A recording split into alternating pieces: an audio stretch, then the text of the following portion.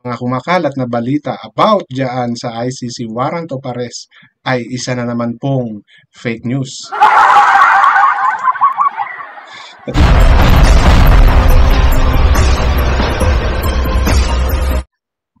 Oh, ayan. PNP na ang nagsalita about dyan sa ICC warrant of arrest na yan, na nagsasabing walang verifiable, no?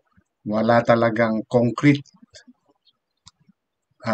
evidence or katibayan na mayroon ng nilabas ang ICC na warrant of arrest kay Rodrigo Roa Duterte. Dahil tulad ng sinasabi ko, is it a coincidence o talagang gumagawa sila ng kwento para malihis yung istorya at gawa ng kwento yung paglabas ni Duterte? Dahil alam naman natin, kahit na napag-uusapan ang mga fake news sa Kongreso, ituloy-tuloy pa rin. Di ba? So maybe nung lumabas, eto ako gumagawa rin na speculation ko, no? Nung lumabas si Duterte ng Pilipinas, ang inisip na ng mga laban sa kanya, siya ay tumatakas na. No? So, para maging mas credible, no, at paniwalaan itong mga nagsasabi nito, maaaring gumawa ng kwento. Di ba? At yan ay ang pagpapalabas ng ICC warrant of arrest na ngayon pinatunayan ng AFP na walang verifiable, no, na statement on how this ICC warrant come out. At doon nga sa iba kong content, nabanggit din ni Attorney Conti, yun is abogado pa ng mga EJK victims. Siya mismo nagsasabi na wala silang natatanggap at ang tanging pwedeng tumanggap niyan ngayon ay ang presidente or any designated, not the DFA, no? Hindi sila. Kasi hindi na tayo miyembro. So, ang pwedeng tumanggap niyan ay ang Office of the President at bahala na ang Office of the President kung kanino niya i-distribute yung informations. Okay? So, yun ay isa na sa mga tumutulig sa mga Duterte, pero kahit sila, hindi sila makapagbigay ng verified informations. So, saan nang galing yung kwentuhan yan? Di, of course, fake news yan. Okay? But bago po ako magpatuloy, welcome sa aking channel. Kung bago pa lang po kayo sa aking channel, please don't forget to like, share, and subscribe na rin po and pakihit ng notification bell para maging aware kayo sa aking mga upcoming content. Any comment, suggestion, or recommendation, please leave it on our comment section and let's try to expand more of what you think is really happening dito sa ICC warrant na to. And issue lang po tayo, walang personalan na. Lahat po ng sinishare ko sa inyo ay pawang aking mga opinion at mga naobserbahan sa panunood at pakikinig sa mga nangyayari dito sa ating bansa. Kailangan po nating maging aware at alamin kung ano ba ang nangyayari sa Pilipinas dahil wala na pong ibang tutulong pa sa bansa natin kundi tayo na lang. So, be aware po. Okay? So, let's go back doon sa aking topic na kung saan inamin nga po ng mismong PNP na sila mismo walang verifiable evidence pointing to that issue ng ICC warrant. So, let me play that part here. So, ito po yun. Wala pa po tayong verifiable information as to the reported na warrant of arrest issued by the ICC. Linawin lang po natin ito, ma'am. Nakausap po natin yung mga taga-Davao po, and according to them, yung mga movement po ng ating mga kapulisan doon is just part of the simulation exercise relating po sa kanilang security preparation for Davao. And we have to stress the point po na this is not only limited po sa Davao, even yung other regions po ay nagkakonduct po ng simulation exercise, communication exercise, and other tabletop exercise. Again, as part of our security preparation for election po. This has nothing to do doon sa mga issues relating doon sa alleged issuance po ng warrant of arrest ng ICC. Wala po tayong hawak na anumang warrant of arrest issued by the local courts against sa dating Pangulo. Okay? So malinaw, coming from the spokesperson ng PNP. Diba? So, walang katotohanan na ang dineploy sa Davao na 7,000.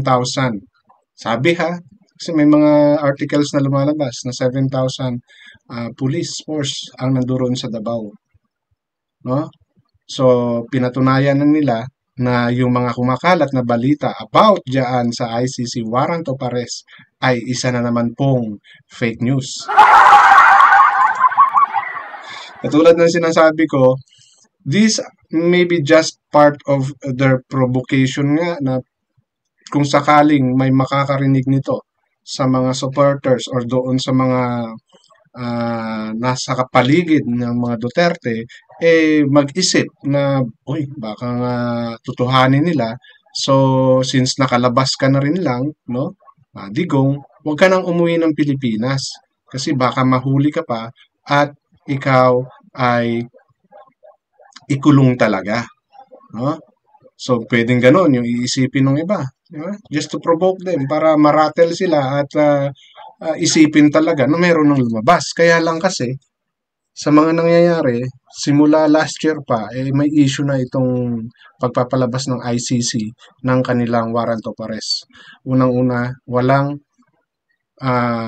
capacity ang ICC na magpadala ng mga tao dahil wala naman silang mga arresting officers, wala silang means, di ba? So they need to coordinate doon sa bansang kung nasaan yung tao na yon. So kung nanduroon man siya sa Hong Kong, kailangan makipag-coordinate ng ICC sa Hong Kong Authority kung talagang huhulihin si Duterte. Di ba? Ganon din dito sa Pilipinas.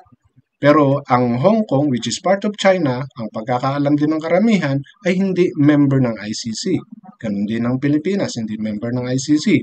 So, we have the right, at ganun din ang Hong Kong Authority, na hindi sumunod sa kung ano man ang iuutos ng ICC kasi nga, hindi sila member. Diba? But, yun nga, hanggang ngayon, walang nilalabas ang ICC. So, wala pong katotohanan na mayroong arrest warrant. Yun pa nga ang mga sinasabi, maaaring malapit sa katotohanan. No? Kung na-mention na rin kasi ng spokesperson ng PNP na kaya nanduroon yung mga kapulisan na yon is part of their training daw. Kaya lang, ma'am, parang ang dami 7,000. Diba? Kaya hindi rin natin maalis sa tao na mag-speculate kasi dyan sa sinasabi ninyong training exercise for the upcoming election, ganun ba kagulo sa Davao, di ba? Para magpadala ng, kung talagang totoong 7,000 kapulisan yung nanduroon. Kaya nga siguro na ikukumpara ng iba na parang kay OJC siege na ginawa. No? Dahil sa dami ng mga pulis. Ngayon, ang sinasabi naman kasi ng ating kapulisan, ng spokesperson nila, in preparation siya sa upcoming election. So, isa ba sa hotspot ang Davao pagdating ng election? Diba? So, sa parte na yon medyo, overkill, sabihin na natin. No? 7,000 kasi bukod pa yung kapulisan ng Davao City, di ba? Or it's the entire Davao. Ganun ba yun? Yun ba yung coverage ng 7,000 na pulis na pinadala, di po ba? So, at that part ako medyo may question doon. No? Bakit parang ang dami? Parang sobrang dami po yata. I'm not sure how big is Davao for them to deploy that amount of kapulisan, no? Kung yun ay training lamang. And bakit hindi kaagad nakapagbigay ng statement ang pinaka-officers na kasama doon. I think si Rosete ata yun, si Brigadier General Rosete. Kasi kasama siya nung mga kapulisang nagpunta sa Davao City na yun. No? Pero bakit walang statement? Di ba? Or is it really kailangan galing from the spokesperson ng PNP? Di ba? But normally, may information na yan, may directive na yan na kaya kayo pupunta ron, ganito, gano'n. No? But we've waited for the spokesperson of the PNP para malaman yung buong istorya. For the whole day, since last night, wala tayong naririnig doon sa reasons kung bakit mayroong mga kapulisan sa Davao City. Sa may airport pa talaga. Sa may airport pa. Bakit sa airport yung deployment nila? Diba? Kasi sa sinasabi ngayon ng spokesperson na to is training. So, doon ba mag-start ang training exercise sa airport? Diba? So, there's a lot of speculation din about dito sa nangyaring to and about sa sinabi ngayon ng spokesperson ng PNP. Diba? So, may mga lumalabas din na it's maybe because of yung kasong final ni General Torre inciting to sedition kay Duterte.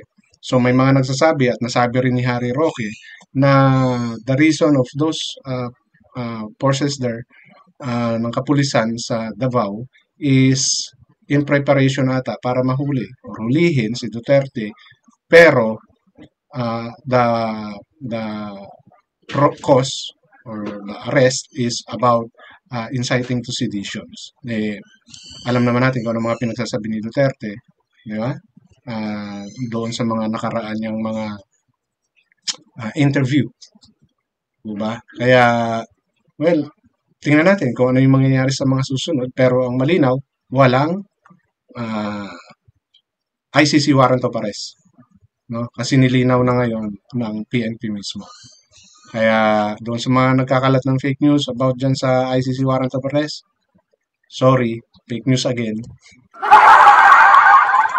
So, yun lang po. Kung gusto niyo pong mapanood yung video na yan, search nyo lang po sa YouTube. Nanduron po yung kabuuan ng kwento na yan. So, hanggang dito na lamang. Maraming salamat.